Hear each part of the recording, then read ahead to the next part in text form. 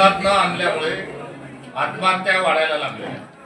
त्यामुळे शेतकऱ्यांची ताबडतोबीनं ही कर्जमाफी दिलेल्या आश्वासनाच्या नुसार या सरकारनं करावी. तर दुसरीकडे अन्याय आणि अत्याचाराची प्रकरणं वाढत चाललेली आहे.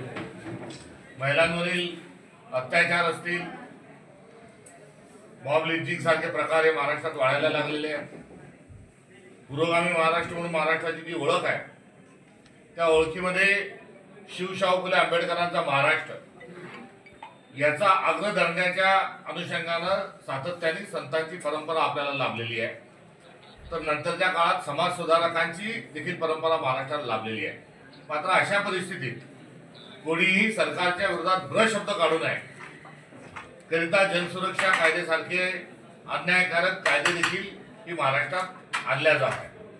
तात्पर्य लोकशाही गुंडाळून ठेवण्याचे काम हे आज रोजी सुरू आहे. आणि या सगळ्या पार्श्वभूमीवर आज विरोधी पक्ष म्हणून काँग्रेस हा देशभरात काम करत आहे. संसदेमध्ये काँग्रेसचे आमदार खासदार सर्व जे आहेत हे एकसंघ राहून त्या ठिकाणी मोदी सरकारचा विरोध करीत आहेत. राहुल गांधींचं सक्षम आणि समर्थ नेतृत्व हे काँग्रेस पक्षाला हे लाभलेलं आहे.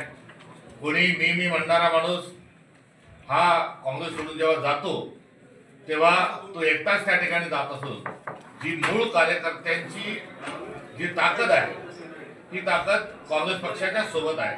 त्यामुळे काँग्रेस पक्ष हा नेत्यांचा नाही, हा कार्यकर्त्यांचा पक्ष आहे. आणि कार्यकर्ता आज देखील हा काँग्रेसच्या सोबत आहे. तर भारतीय जनता पक्षाच्या विरोधात देशभरामध्ये संघर्ष करणारा आणि देशभरामध्ये कार्यरत असणारा काँग्रेस हा एकमेव पक्ष असल्याचं देखील या ठिकाणी विनम्रतेने आपल्या सगळ्यांच्या निदर्शनास आणून देऊ इच्छितो.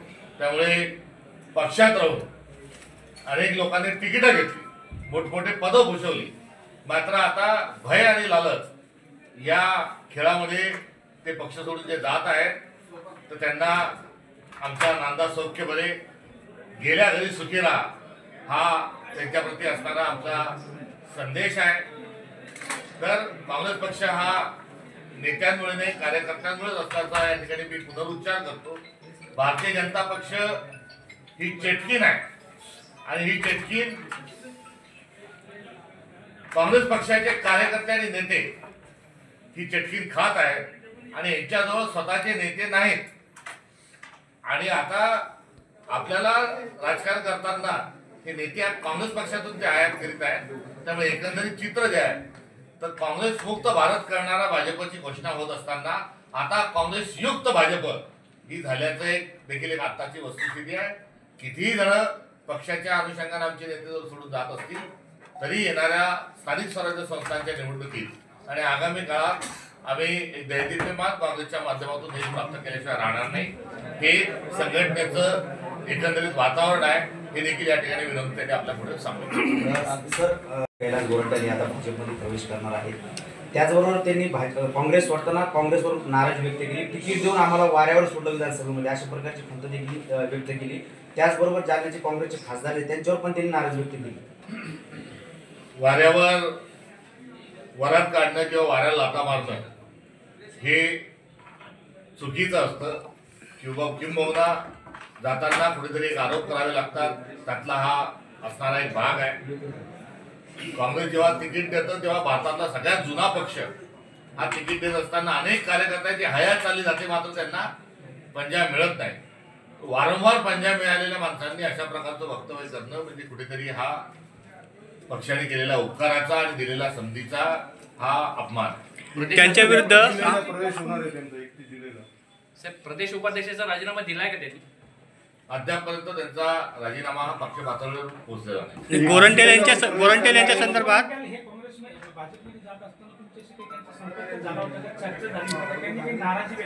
त्यांनी मी प्रदेशाध्यक्ष झाल्यापासून 4 महिन्याच्या काळात माझी त्याच्याशी वारंवार भेट झाली. त्यानंतर मी शेजारच्या जिल्ह्यातील आहे त्याच्याशी असणारे संबंधही जुने आहेत. या सगळ्या पार्श्वभूमीवर बोलत असताना त्यांनी कधीही कुठेही पक्षाच्या घटनेबद्दल, पक्षाच्या नेत्याबद्दल किंवा झालेल्या प्रसंगाच्या अनुषंगानं कुठेही नाराजी व्यक्त केलेली नव्हती. त्यांच्या संदर्भात काही तक्रारी आल्या होत्या आपल्याकडे? हे त्यांना विचारण्याचा अधिक सहयुती योग्य राहील. मात्र सपकाळ साहेब, कैलास गोरंट्याल यांच्या संदर्भात तुमच्याकडे वरिष्ठांकडे काही तक्रारी आल्या होत्या आणि त्या तक्रारीच्या अनुषंगाने त्यांच्यावर कारवाई होईल या भीतीने त्यांनी पक्ष सोडण्याचा निर्णय घेतला असं म्हणता येईल का? पक्ष ते सोडत आहे. पक्षाने वारंवार त्यांना संधी दिलेली आहे. ते जाण्याच्या अनुषंगानं त्यांनी काही अडीअडचणी असतील तर त्या सोडवण्याच्या अनुषंगानं दस्तूरखुद्द खासदार महोदयांनी त्यांची जाऊन भेट घेतलेली होती. इतर पण त्यांनी त्यांचा निर्णय घेत असल्याचे समजते. त्यामुळे त्यांना चालल्या घरी सुखी राहा याच्याशिवाय मला यावर काही टिप्पणी करायची. तक्रारी आल्या होत्या का तुमच्याकडे त्यांच्या? समोर येते की विधानसभा निवडणुकीत काही काँग्रेसच्या कार्यकर्त्यांनी त्यांची कामं केलेली म्हणून त्यांचा पराभव झाला आणि कल्याण काळे यांच्या वेळेस सुद्धा कैलास गोरंट्याल काम केलं नाही म्हणून असा पण आरोप झालेला होता.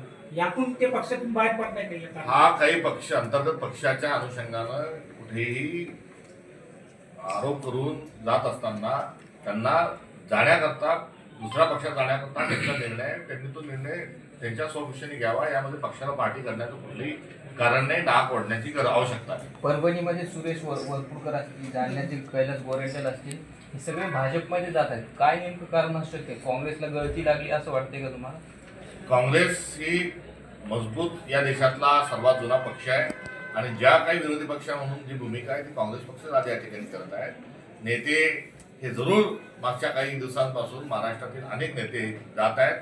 कोणी ईडीच्या भीतीमुळे जात आहेत, अजून कोणी काही दुसऱ्या भीतीमुळे जात आहे किंवा लालचेतून जात आहेत. तेव्हा भय आणि लालच हा एकंदरीत असणारा भाजपचा खेळ आहे आणि भारतीय जनता पक्षाला दुसऱ्या पक्षाचे नेते त्यांच्या पक्षात घेताना लाज वाटली पाहिजे आणि ही त्यांनी आता लाजही त्यांची जी आहे ती गुंडाळून ठेवली आहे. विधान भवनाचा त्यांनी विधानसभेला क्लब केलाय. विधानसभेचा परिसर हा WWFची आता आखाडा केलाय आणि महाराष्ट्रभर त्यांनी आता कुठेही तत्व किंवा प्रणाली बाजूला ठेवून सरसकट काँग्रेसला फोडा अशा स्वरूपाची जी भूमिका घेतलेली आहे ही त्यांचा पक्ष पोकळ आहे. त्यांना नरेंद्र मोदींचा फार ठिकठिकाणी ते गौगवा करत असतात, मात्र त्यांच्याजवळ कोणताही करिश्मा राहिलेला नाही. त्यांना दुसऱ्या पक्षातले नेते आयात केल्याशिवाय स्वतःचा पक्ष टिकणार नाही. ही त्यांच्या पक्षाला लागलेली दुसऱ्या बाजूला ही गरगर आहे असं म्हटल्यासही आगामी काळाच्या संदर्भाच्या अनुषंगाने चुकीचा संदर्भ घेतला तर त्यांना ब्लॅकमेल केलं जात आहे किंवा स्वतःचं चांगलं करण्याच्या अनुषंगाने ते कुठेतरी जात आहे. ते एकंदरीत हे देशाचं एक चित्र आहे. त्यामुळे जो माणूस वारंवार आमच्या पक्षावर उभा राहिला हा जात असताना आमची निवड चुकली होती का काही वर्षांपूर्वी हाच एक प्रश्न निर्माण होतो. कारण आता हा संघर्षाचा काळ आहे आणि या संघर्षाच्या काळात लाभार्थी म्हणून वावरलेले आणि लाभार्थी म्हणून चांगलं करून गेलेली माणसं आज जर पक्षाच्या विचारधारेसोबत जर राहत नसतील तर आमची निवड कुठेतरी याच्या पहिल्याच्या काळात चुकली होती. आता हा एक पहिला अंक भाजपने जो सुरू केला आहे हा अंक झाल्यानंतर दुसऱ्या अंकाचा पडदा उघडल्यानंतर मराठवाड्यामध्ये आपल्याला बरेच धक्कादायक आणि बदलता फिरता रंगमंच जो आहे तो झालेला आढळतो. आपण जर बघितलं जालना जिल्ह्यामध्ये अंक दुसरा जेव्हा सुरू होईल तेव्हा तुम्ही आमच्या लोक नेते असतात आम्ही करा असं करणार नाही आणि ते करत असताना एक संहिता आमच्या पक्षातून लावली जाईल आणि आपण इथे बघत असाल की काँग्रेस पक्षाच्या आता संपर्क जालन्याच्या आमच्या खासदार महोदयांच्या कार्यालयात आजचं वातावरण काय, हा जो उत्साह आहे या ठिकाणी कार्यकर्त्यांची जी रेलचेल आहे ही सर्व काही येणारा काळ कसा राहील याची ते सुतोवाची त्यांच्या उपस्थितीतून होत आहे. कार्यकर्त्याला मोठं करणं आणि त्याकरता प्रशिक्षण स्थानिक स्वराज्य संस्थांकडे बघणं या गोष्टी आम्ही करणार आहोत. त्यामुळे आयात या गोष्टीवर आणि निर्यात या गोष्टीवर दोन्हीवर आमचा विश्वास नाही. त्यामुळे पक्षातल्याच कार्यकर्त्यांना आगामी काळात संधी देण्याचं पक्षाचं धोरण झालेली चर्चा आहे आणि या चर्चेला पूर्ण वेळ पंतप्रधानांनी वास्तविक पाहता तिथे बसवून राहायला पाहिजे आणि पंतप्रधानांनी त्या संदर्भात उत्तरं द्यायला पाहिजे. याआधी झालेल्या ऑल पार्टी मिटिंगमध्ये पंतप्रधान नव्हते. ऑपरेशन सिंदूरच्या नंतर जी सभा झाली त्याही ठिकाणी नव्हते आणि सातत्याने या विषयावर देशाच्या नागरिकांना काही गोष्टी ज्या आहेत देश म्हणून त्या जाणून घेण्याचा अधिकार आहे. पहिल्यांदाच काही अशा प्रकारचा आंतरराष्ट्रीय तणाव हा निर्माण झालेला नाही.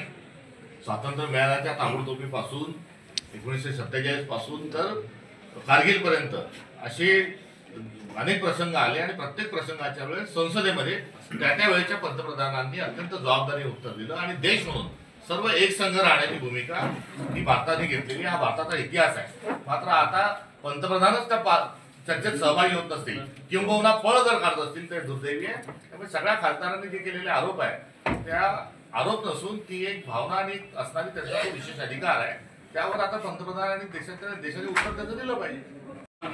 महाराष्ट्रामध्ये नैतिकता ही मंत्रिमंडळाने आणि सरकारच्या सगळ्या आघाडी पक्षांनी गुंडाळून ठेवलेली आहे. स्वातंत्र्याच्या नंतर पहिल्या मंत्रिमंडळामधले पहिले रेल्वे मंत्री लालबहादूर शास्त्री यांनी रेल्वेचा अपघात झाल्यानंतर नैतिक जबाबदारी स्वीकारून रेल्वे मंत्री पदाचा राजीनामा हा दिला होता आणि तेव्हापासून जबाबदारी आपल्या विभागाची स्वीकारून किंवा आपल्यामधल्या काही असणाऱ्या चुका ज्या असतील अनावधानाने घडलेल्या किंवा जाणून घडलेल्या त्यातून राजीनामा देण्याची एक पद्धत स्वातंत्र्याच्या काळापासून ही सुरू होती. त्यामुळे जर कोणी चुकलं असेल कोणी हुकलं असेल तर त्यांनी राजीनामा दिला पाहिजे. ही भारताची राजनीतिक एक संस्कृती आहे. आता या संस्कृतीला या सरकारमध्ये हे गुंडाळून ठेवलेलं आहे. जो धनंजय मुंडे यांचा पण जो झालेला राजीनामा आहे हा राजीनामा मागण्याचं कारण काय होतं की तपासावर त्यांचा दबाव पडू नये, तपासावर त्यांनी इन्फ्लुएन्स करू नये करिता त्यांचा राजीनामा मागितला जात होता. मात्र त्यांनी राजीनामा कधी दिला तर जेव्हा चार्जशीट दाखल झाली आणि चार्जशीट मधला विकृत जो अत्याचार आहे तो समोर आला, त्याचे फोटो लीक झाले आणि त्यावेळेस कुठेतरी देवेंद्र फडणवीसांना वाटलं की आता आपल्या मंत्रालयात कार्यकर्ते घुसतील, तेव्हा त्यांनी नाईलाजाने धनंजय मुंडेंचा राजीनामा हा घेतला. आता पत्ते घेताना एका दुरी तिरडी लावताना आता थेट पाहिलं जातं, थेट विधानसभेमध्ये बघितलं जातं तर रंगीत विधानसभेत खेळणारा, ढेकळांचा सर्वे करायचा का म्हणणारा, भिकाऱ्यांची शेतकऱ्यांची तुलना करणारा आणि शेतकरी हा कर्ज काढतो पोरींचे लग्न लावतो, एवढी प्रदीर्घ शृंखला असणाऱ्या खोकाटेचा राजीनामा जर हे सरकार घेत नसेल तर हे बेशरम आहे. आणि दुसऱ्या बाजूला या राज्याचे मुख्यमंत्री देवेंद्र फडणवीस हे लाचार मुख्यमंत्री आहे. एवढं मोठं बहुमत असतानाही जर त्यांच्या एखाद्या मंत्र्यावर त्यांना जर कारवाई करता येत असेल तर हा महाराष्ट्राच्या स्वतंत्र महाराष्ट्राच्या इतिहासातला सर्वात लाचार मुख्यमंत्री आहे. हे साहेब एक मिनिट, पृथ्वीराज चव्हाणही नाराज आहेत अशा बातम्या आहेत, त्यांच्याबद्दल काय तुम्ही सांगू शकाल का? अफवा आहे. त्यांच्याशी सातत्याने बैठका त्यांच्यासोबत सुरू आहे आणि पक्षाची मोठी जबाबदारी ते स्वीकारत आहे. मतदार यादीमध्ये झालेल्या धांदलच्या अनुषंगाने एक समिती गठीत झालेली आहे आणि ते त्याचे प्रमुख आहे. अत्यंत चांगल्या पद्धतीने पक्षामध्ये त्यांचं योगदान लावत आहे. भ्रष्टाचार आहे आणि जात असणारा माणूस जो आहे तो स्वतःचे काही अडचणी ज्या आहेत त्या सोडवण्याकरता जात आहे. हे सर्वसाधारण सत्य हे समाजापुढे आपल्या सगळ्यांपुढे हे आलेलं आहे. जात असणारा माणूस का जातो याकरता पक्ष अध्यक्ष म्हणून मला जरूर त्याची जबाबदारी उत्तर त्याचं देणं हे माझ्या कर्तव्याचा भाग आहे. मात्र ते जाणारे का जात आहेत हे सर्वस्कृत आहे. कैलास गोरंट्याल यांनी अद्यापपर्यंत तुमच्या पक्षाचा उपाध्यक्षपदाचा राजीनामा दिलेला आहे. तुम्ही त्यांची काही समज घालण्याचा प्रयत्न करणार? दस्तूरभूत खासदार साहेबांनी त्याची भेट घेऊन त्यांच्याशी पक्ष पातळीवर पक्षाचे प्रतिनिधी म्हणून गेले होते. सभ्य सुसंस्कृत राजकारणाची एक सुरुवात ही संयुक्त महाराष्ट्र जाहीर झाल्यापासून किंबहुना त्याच्या आधीपासून ही सुरू होती. मतांची भिन्नता असली तरी मनांची भिन्नता असू नये. विरोधी असला तरी राजकीय विरोध हा वैचारिक पातळीवरचा असावा, व्यक्तिगत पातळीचा तो विरोध नसावा. अशा प्रकारची महाराष्ट्राची संस्कृती आहे. किंबहुना भारतामध्येही नेहरूंच्या काळामध्ये तशाच प्रकारची संस्कृती जोपासल्या जात होती. अटल बिहारी वाजपेयी आजारी असताना राजीव गांधींनी देखील त्यांची व्यक्तिगत काळजी घेऊन असताना आरोग्याची चौकशी करण्याचेही उदाहरण आपल्या देशामध्ये आहे. मात्र अलीकडच्या काळात शेलक्या भाषेचा वापर करणे, अत्यंत खालच्या पातळीवर टीका टिप्पणी करणे यामुळे एक सभ्य सुसंस्कृत समाजाचं स्वप्न जे आहे हे कुठेतरी भंगतंय का अशा प्रकारचे चित्र आहे. आणि या चित्रावर जर वाढदिवसासारख्या एखाद्या औचित्यावर जर शुभेच्छा विरोधी पक्षाकडून जर दिल्या जात असतील तर ती सभ्यता पुन्हा वापस आणण्याचा प्रयत्न आहे असं मला वाटतं. भारतीय जनता पक्ष दर विषयाला भारत पाकिस्तान हिंदू मुस्लिम करण्यामध्ये पडायत असतं. हाही वाद जो आहे तो हिंदी मराठी ते करतायत. हा हिंदी विरोधाचा विषय नाही, हा मराठी संवर्धनाचा विषय आहे.